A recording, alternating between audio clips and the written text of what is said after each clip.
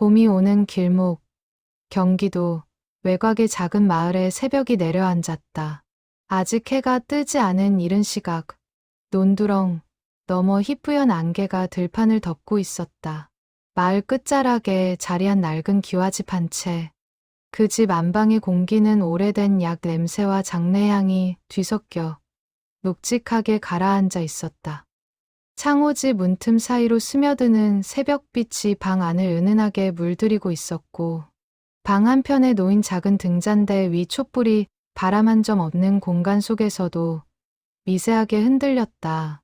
윤순례, 올해 76. 그녀가 그 침상 위에 누워 있었다. 몸은 이미 사흘 전부터 움직이지 않았다. 손녀가 쥐어준 손도, 며느리가 닦아주는 이마도 이제는 느껴지지 않는 듯 보였다. 담당 의사는 어젯밤 조심스럽게 말했다. 오늘을 넘기기 어려울 것 같습니다. 그 말 한마디가 온 가족의 마음을 얼어붙게 만들었다. 가족들은 밤새 돌아가며 방을 지켰다. 큰아들 철민은 방구석에서 무릎을 세우고 앉아 벽만 바라보았고, 며느리 정숙은 부엌에서 미역국을 끓이다가 멈추고 혼자 울었다. 딸 은정은 어머니의 손을 꼭 쥔 채 밤새 놓지 않았다. 그런데 새벽 4시가 막 지났을 때였다. 방 안에 이상한 기운이 돌았다.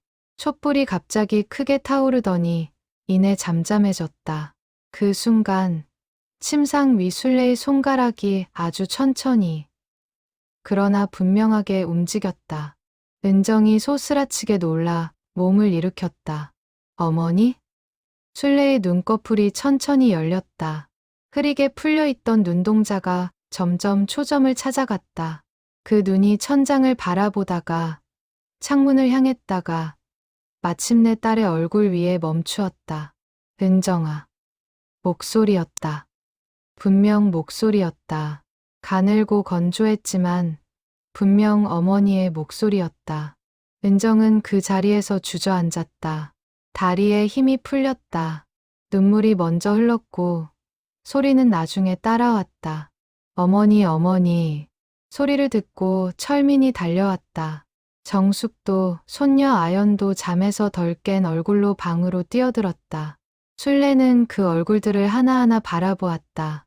입꼬리가 아주 조금 올라갔다. 다들 왜 이렇게 울상이여. 내가 지금 깨어났자녀. 그 한마디에 방 안이 눈물바다가 되었다. 의사가 다시 호출되었다. 혈압을 재고 맥박을 확인하고 눈동자 반응을 살핀 그는 한참 동안 말을 잇지 못했다. 의학적으로 설명이 되지 않았다. 사흘째 의식을 잃고 있던 환자가 새벽에 눈을 뜨고 말을 하고 있었다. 기력이 돌아온 것은 아니었다. 몸은 여전히 무거웠고 일어나 앉는 것도 힘겨웠다. 하지만 눈은 맑았다. 정신은 더없이 또렷했다. 의사는 가족들을 조용히 불러냈다. 오늘 하루를 더 얻으신 것 같습니다. 어떻게 된 건지 저도 설명드리기 어렵습니다만 오늘은 곁에 계십시오. 원하시는 걸 들어드리는 게 좋겠습니다. 그 말의 무게를 가족 모두는 알았다. 방으로 돌아온 순례는 가족들이 손을 잡으려 다가오자 조용히 손을 거두었다. 그리고 아주 평온한 얼굴로 말했다.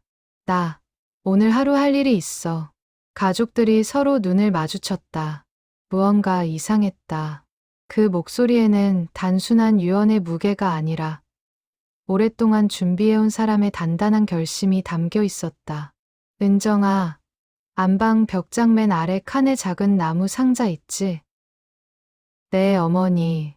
그거 꺼내와. 은정이 상자를 들고 왔다. 낡고 작은 오동나무 상자, 잠금쇠가 달려있고 열쇠는 없었다.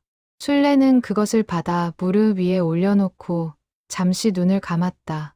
그리고 속옷 깊숙이 넣어두었던 작은 열쇠를 꺼내 천천히 상자를 열었다. 안에는 편지가 여러 장 있었다. 오래된 것도 있었고 최근에 쓴 것처럼 새하얀 것도 있었다. 순례는 그것들을 손으로 가만히 쓸었다. 이게 오늘 내가 해야 할 일이여. 아무도 말하지 않았다. 새벽빛이 방 안으로 조금씩 더 깊이 스며들고 있었다. 창밖에서 새 한 마리가 울었다. 그 하루가 시작되고 있었다. 술래는 큰아들 철민을 먼저 불렀다. 철민은 52살이었다. 이 집 기둥 같은 사람. 어릴 때부터 동생들보다 먼저 일어나고 늦게 자던 아이. 아버지가 일찍 세상을 뜬 후 가장 노릇을 하느라 대학도 포기했던 아들. 술래는 그 아들이 늘 마음에 걸렸다. 철민아, 앉어. 철민은 어머니 곁에 무릎을 꿇고 앉았다. 눈이 빨개져 있었다. 술래는 상자에서 편지 한 장을 꺼냈다. 겉봉에 철민의 이름이 쓰여 있었다. 글씨가 떨렸다. 오래 아파오던 손으로 쓴 글씨였다. 읽어봐.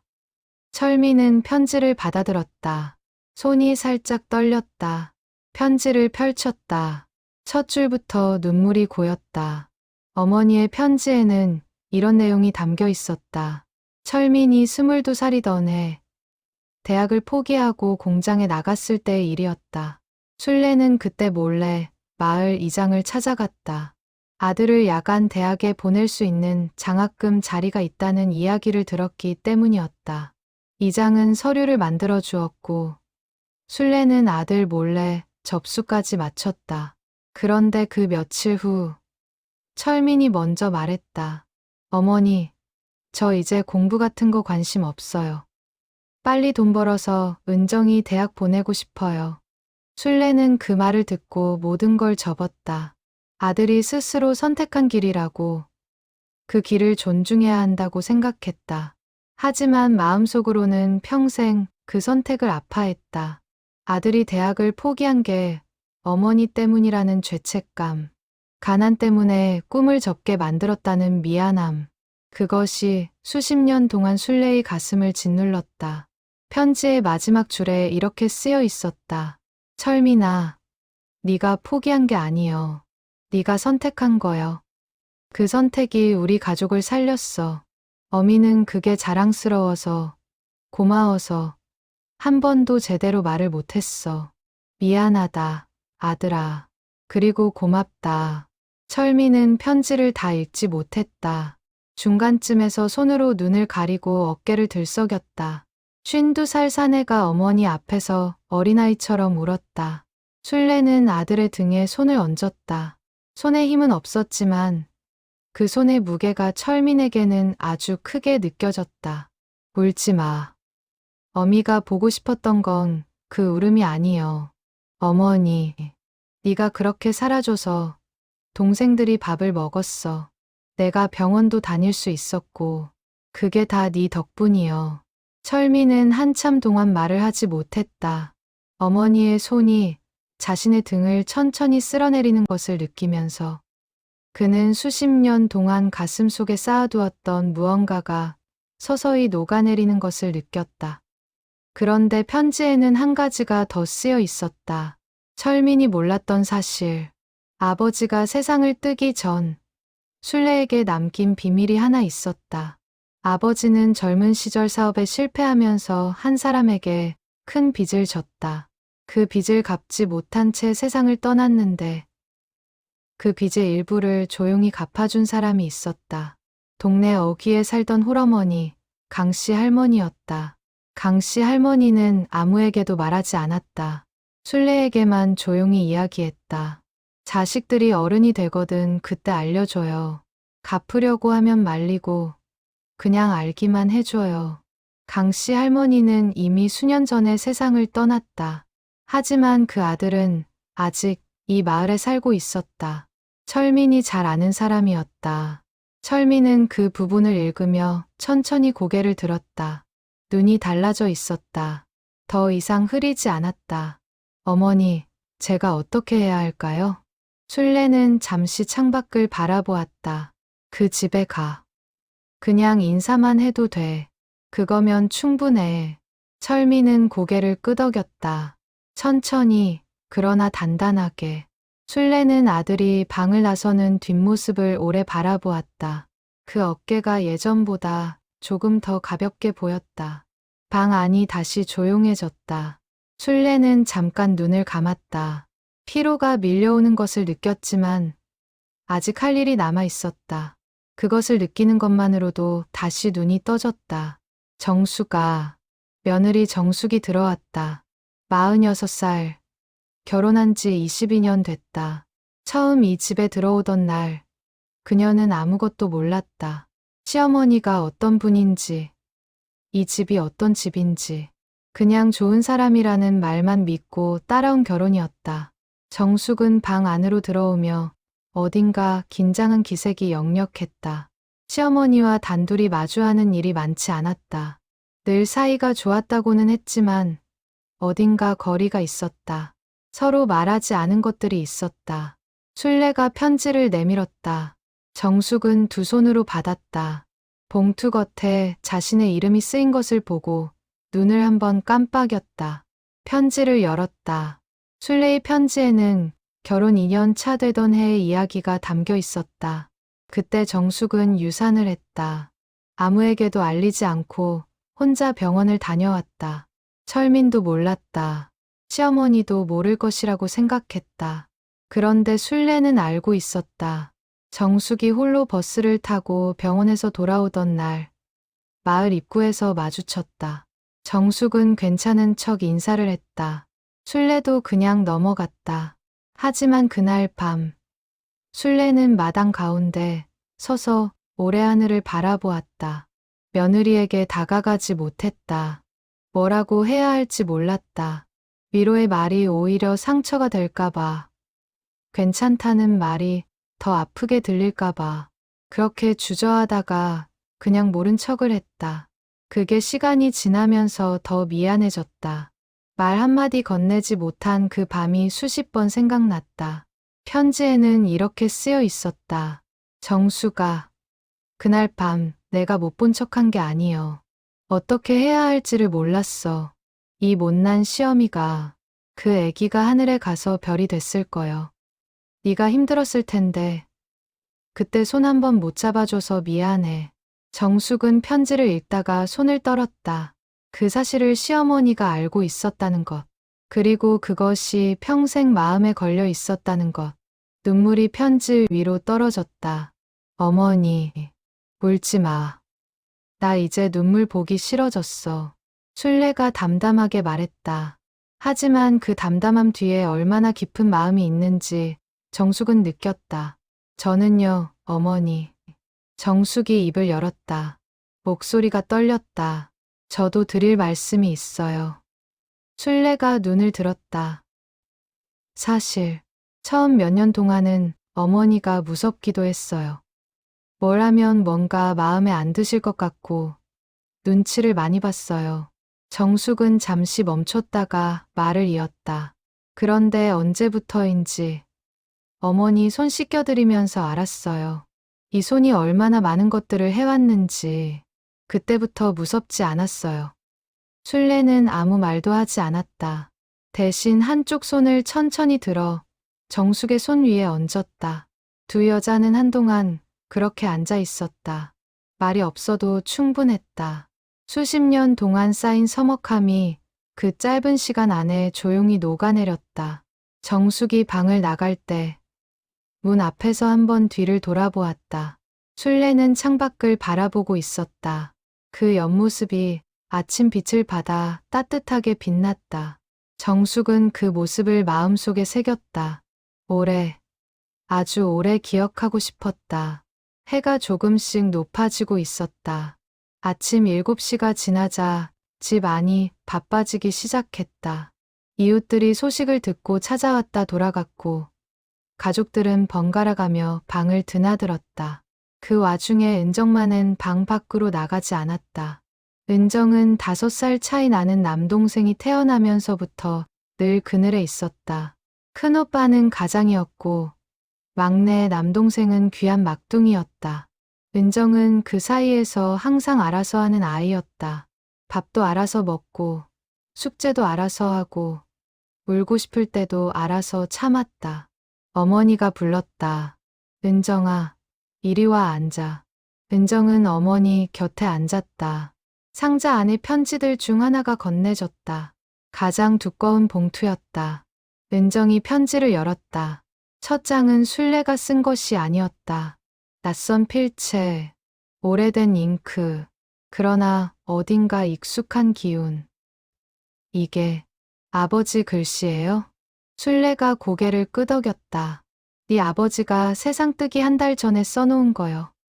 나한테 맡기면서 은정이가 40이 되면 전해달라고 했어. 그런데 순례의 목소리가 잠깐 흔들렸다. 내가 겁이 났어. 이걸 주면 은정이가 힘들어할까봐, 괜히 상처받을까봐. 그래서 계속 미뤘어. 그게 잘못이었어. 은정은 손이 떨렸다. 아버지가 세상을 뜬 게 은정이 16살 때였다. 그 이후 아버지에 대한 이야기는 거의 없었다. 어머니가 워낙 힘들어했기 때문에 은정은 아버지 이야기를 꺼내지 않았다. 꺼내면 안 된다고 생각했다. 그런데 그 편지가 지금 자신의 손 안에 있었다. 아버지의 글씨로 쓰인 첫 줄. 은정아, 아빠가 너한테 미안한 게 있어. 은정은 숨을 멈추었다. 편지에는 이런 내용이 담겨 있었다. 은정이 중학교 다닐 때 미술 선생님이 부모님을 불렀다. 은정이 그림 재능이 있으니 미술 고등학교에 보내는 게 어떻겠냐는 이야기였다. 선생님은 전국 학생 공모전에서 은정의 그림이 입선했다는 것도 알려주었다. 아버지는 그날 집에 돌아와 한참 동안 아무 말도 하지 않았다. 당시 집안 사정이 너무 어려웠다. 미술 고등학교 학비를 댈 형편이 안 됐다. 아버지는 선생님에게 아이에게는 이야기하지 말아달라고 부탁했다. 은정은 그 사실을 몰랐다. 선생님이 갑자기 그 이야기를 꺼내지 않은 것을 은정은 그냥 넘어갔다. 자신에게 재능이 없어서 선생님이 포기했다고 생각했다. 그 생각이 어른이 되어서도 은정을 움츠러들게 만들었다. 편지의 마지막에 아버지는 이렇게 썼다. 은정아, 내가 그림을 그만둔 게 아빠 때문이야. 그걸 말하지 못하고 가는 게 평생 한이 됐어. 지금이라도 늦지 않았어. 아빠는 내가 그림 그리는 모습을 보고 싶었어. 사랑한다. 딸아. 은정이 무너졌다. 소리도 없이 그냥 무너졌다. 양손으로 편지를 가슴에 품고 눈물이 흘렀다. 흘렀다기보다 쏟아졌다. 순례는 딸의 어깨를 감쌌다. 몸에 힘이 없어 팔이 완전히 감기지는 않았지만 그 감촉만으로도 은정은 알 수 있었다. 어머니는 알고 계셨어요? 알았어. 아버지한테 들었어. 그런데 왜? 나도 겁쟁이였어. 말해봤자 더 아플까봐. 은정은 한동안 울었다. 그리고 어느 순간 울음이 멈추었다. 빨개진 눈으로 창밖을 바라보았다. 어머니. 저 그림 다시 시작해 볼게요. 순례의 눈가가 촉촉해졌다. 그래, 그게 아버지가 원하는 거요. 오전이 깊어지면서 집 안은 다시 조용해졌다. 가족들은 각자 받은 편지를 가슴에 품고 방 밖으로 나갔다. 철미는 마을 안길로 걸어갔고, 정숙은 부엌에서 혼자 앉아 있었고, 은정은 마당 한켠에서 하늘을 올려다보고 있었다. 그런데 순례의 상자 안에는 아직 편지가 남아 있었다. 한 장. 이름이 쓰여 있지 않은 편지. 순례는 그 편지를 꺼내 오래 들여다보았다. 겉봉이 구겨지고 모서리가 접혀 있었다. 여러 번 꺼냈다 넣었다를 반복한 흔적이었다. 그 편지는 막내 아들 민준을 위한 것이었다. 민준. 지금 45살. 서울에서 혼자 살고 있다고 했다. 가족과 연락이 거의 없었다. 명절에도 오지 않은 지 5년이 됐다. 순례가 아프다는 소식을 전했을 때 전화 한 통이 왔고 그것이 전부였다. 가족들은 민준에 대해 쉽게 말하지 않았다. 뭔가 복잡한 사정이 있다는 것은 알았지만 그것이 무엇인지는 모르는 척했다. 순례는 그 진짜 이유를 알고 있었다. 민준이 이 집을 떠난 것은 단순히 바빠서가 아니었다. 5년 전 가족 모임에서 큰 다툼이 있었다. 철민과 민준 사이에 오래된 감정의 골이 터졌다. 철민은 막내가 제 몫을 안 한다고 했고 민주는 나는 이 집의 짐이었다는 말을 뱉었다. 그 말들이 서로의 가슴에 박혀 그대로 굳어버렸다. 그런데 순례는 그 다툼의 진짜 원인을 알고 있었다. 민준이 어릴 때 동네 어른에게 따돌림에 가까운 일을 당했다. 그 상처가 자라면서 분노로 변했고 그 분노가 어느 날 가장 가까운 가족에게 향했다. 민준이 나쁜 사람이어서가 아니었다. 아픈 사람이었다. 그런데 아무도 그것을 알지 못했다. 순례는 아들에게 물어본 적이 있었다. 단 한 번. 민주는 고개를 저었다. 어머니는 몰라도 돼요. 그 말이 순례의 심장을 오래 저몄다. 알아도 된다고, 어미는 다 받아줄 수 있다고 말하고 싶었다. 하지만 아들이 문을 닫아버린 뒤에는 더 이상 들어갈 수가 없었다. 순례는 그 이후 민준을 위해 오랫동안 기도를 했다. 그리고 편지를 썼다. 여러 번 썼다가 찢었다. 마지막으로 쓴 것이 이 편지였다. 편지 안에는 그 어떤 원망도 없었다. 야단도 없었다. 잔소리도 없었다. 그냥 이렇게 쓰여 있었다. 민준아, 어미는 네가 왜 멀어졌는지 다 알아. 네 탓이 아니여. 어미가 어릴 때 더 잘 살펴봤어야 했는데 그게 부족했어. 미안해. 어미는 네가 아프지 않기를 바라. 지금이라도 누군가한테 말할 수 있으면 해. 이 세상에 혼자 있지 마. 편지는 그렇게 끝났다. 짧았다. 하지만 그 짧음 안에 순례가 얼마나 오래 고민했는지가 담겨 있었다. 순례는 편지를 접어 봉투에 넣었다. 그리고 은정을 불렀다. 은정아, 이거 민준이한테 전해줘. 직접 만나서. 은정이 봉투를 받았다. 오빠 이름이 없는 봉투. 겉에 아무것도 쓰여 있지 않았다. 어머니, 오빠가 만나줄까요? 순례는 잠시 눈을 감았다. 만나줄 거요. 그 아이는 사실 기다리고 있거든. 어떻게 알았냐는 말은 묻지 않았다. 어머니는 늘 그런 것을 알았다. 정오를 향해 가는 시간. 햇살이 방 안으로 깊이 들어왔다. 창호지에 비친 빛이 바닥을 따뜻하게 물들였다. 순례는 잠깐 눈을 감았다가 다시 떴다. 기력이 조금씩 빠져나가는 것을 느꼈지만 아직 해야 할 일이 있었다. 아연, 손녀였다. 23살, 대학을 갓 졸업하고 취업을 준비 중이라고 했다. 할머니가 아프고 나서부터 집에 내려와 있었다. 밤에는 곁에서 자고 낮에는 약을 챙겨 드리고 틈틈이 할머니 손을 주물러 드렸다. 순례는 그 아이가 예뻤다. 어리고 여린 것이 꼭 자신의 젊은 시절 같기도 했다. 아연을 불렀다. 아연이 들어왔다. 얼굴이 부어 있었다. 새벽부터 울었던 흔적이 역력했다. 할머니, 오늘 많이 힘드세요? 아니, 오늘은 괜찮아. 앉아. 아연이 할머니 곁에 앉았다. 순례는 상자를 뒤지다가 작은 쪽지 하나를 꺼냈다. 편지라기보다는 메모지에 가까웠다. 접힌 작은 종이. 이건 편지는 아니여. 그냥 내가 너한테 할 말을 적어놓은 거야. 아연이 종이를 받아 펼쳤다. 거기에는 단 3줄이 쓰여 있었다. 아연아, 취직 걱정 마. 할머니가 보기에 내가 제일 잘 될 거야. 왜냐하면 넌 사람을 잘 봐. 그게 제일 중요한 거야. 아연이 종이를 읽고 고개를 들었다. 눈이 금방 촉촉해졌다. 할머니, 왜, 마음에 안 들어? 아니요, 그게 아니라. 아연은 잠시 머뭇거렸다. 그리고 입을 열었다. 사실 할머니한테 말 못한 게 있어요. 순례가 눈을 들었다. 아연은 취직 준비를 하면서 한 번 크게 무너진 적이 있었다. 면접을 5군데 보고 다 떨어졌을 때였다. 그때 할머니 곁에 내려와 있으면서 할머니가 아프다는 것에 집중하느라 자신의 힘든 것을 아무에게도 말하지 못했다. 그 시간 동안 가장 위로가 된 것은 오히려 할머니였다.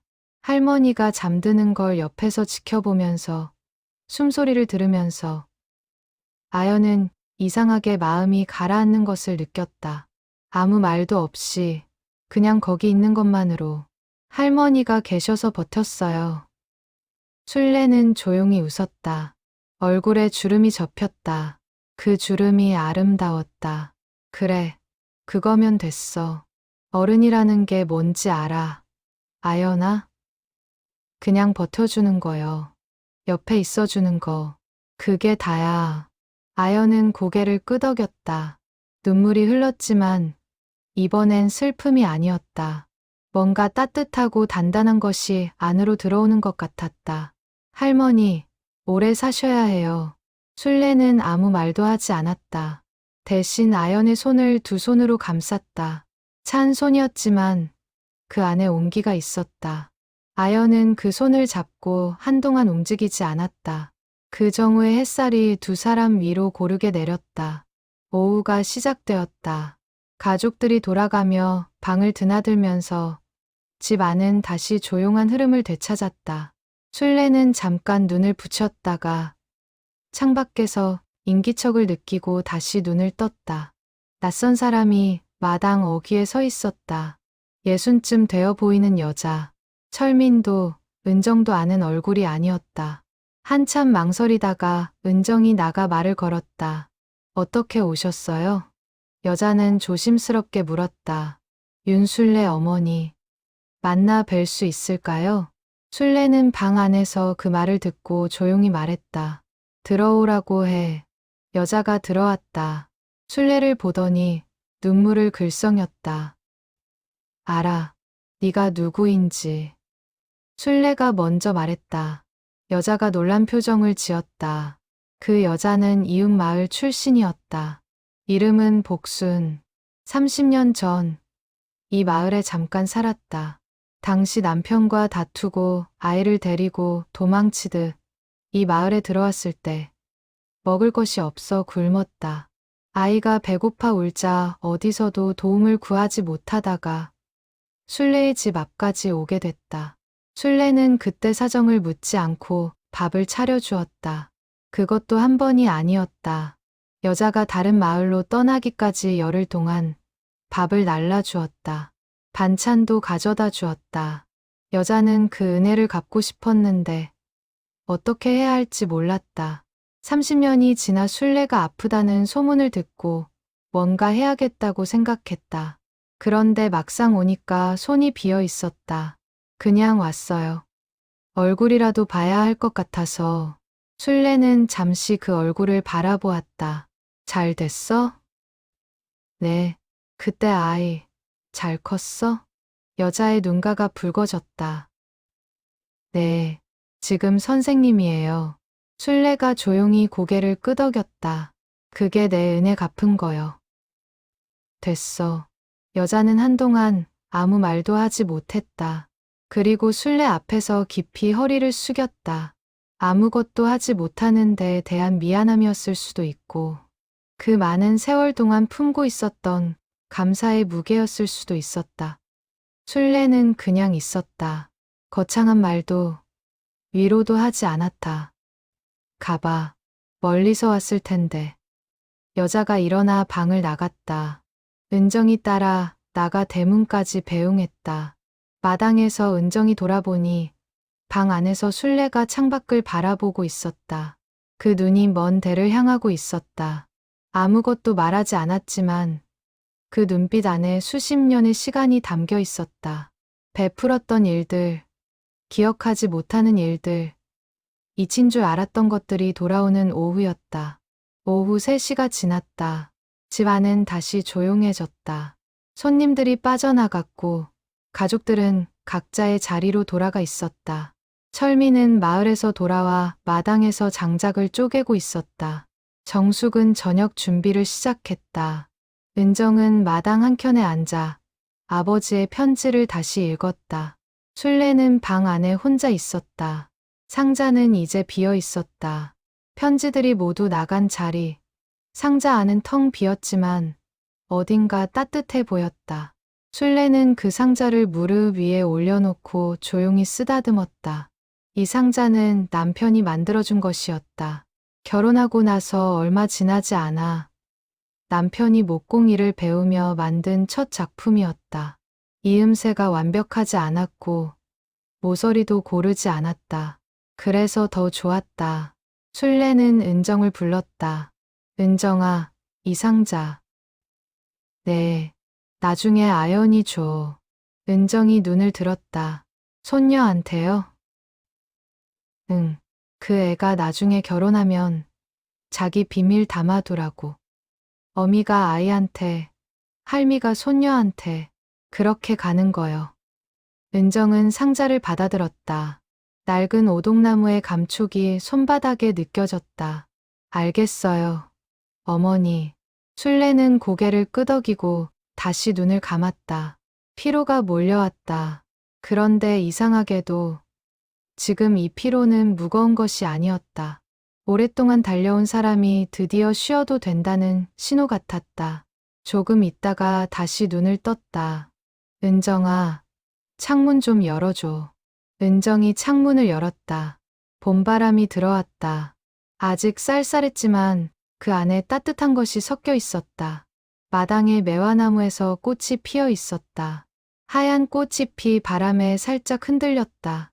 술래는 그것을 바라보았다. 오래, 아주 오래. 철민이 안을 들여다보다가 들어왔다. 정숙도, 아연도 자연스럽게 방 안이 채워졌다. 아무도 말하지 않았다. 그냥 거기 있었다. 술래는 그 얼굴들을 하나씩 바라보았다. 큰아들의 두꺼운 손, 며느리의 단정한 눈매, 딸의 붉어진 눈가, 손녀의 젊은 얼굴. 다들 고마워. 목소리가 작았다. 그러나 분명했다. 어머니, 살면서 다 힘들었지. 나도 힘들었고, 그래도 이렇게 같이 있으니까 됐어. 철민이 눈을 떼었다. 참으려고 했지만 눈물이 먼저 흘렀다. 정숙도, 은정도 마찬가지였다. 아연은 입을 손으로 막았다. 울지 마라. 나 눈물 보기 싫다 했잖여. 그 말에 웃음이 터졌다. 울면서 웃는 그 이상한 순간. 술래도 웃었다. 주름진 얼굴에 웃음이 번졌다. 그 오후의 방 안에 따뜻한 빛이 가득했다. 해가 서쪽으로 기울기 시작했다. 오후 5시. 술래는 다시 한번 가족들을 차례로 불렀다. 이번에는 편지가 아니었다. 그냥 이야기였다. 철민을 먼저 불렀다. 갔다 왔어? 철민이 고개를 끄덕였다. 마을 안쪽. 강씨 할머니의 아들 집에 다녀왔다는 의미였다. 어땠어? 인사를 했어요. 사실 그 집 아들도 이미 알고 있더라고요. 어머니가 다 이야기해 주셨다고. 철민의 눈이 조금 붉어졌다. 인사하면서 악수를 했어요. 그게 전부인데. 이상하게 마음이 많이 가벼워졌어요. 술래는 고개를 끄덕였다. 그럼 된 거요. 다음은 은정이었다. 민준이한테 전화했어. 은정이 조용히 말했다. 술래가 눈을 들었다. 만나준다고 했어요. 다음 주에. 술래는 아무 말도 하지 않았다. 그냥 눈을 천천히 감았다 떴다. 그것으로 충분했다. 아연이 들어왔다. 할머니, 저 오늘 취업 공고 하나 발견했는데요. 그래.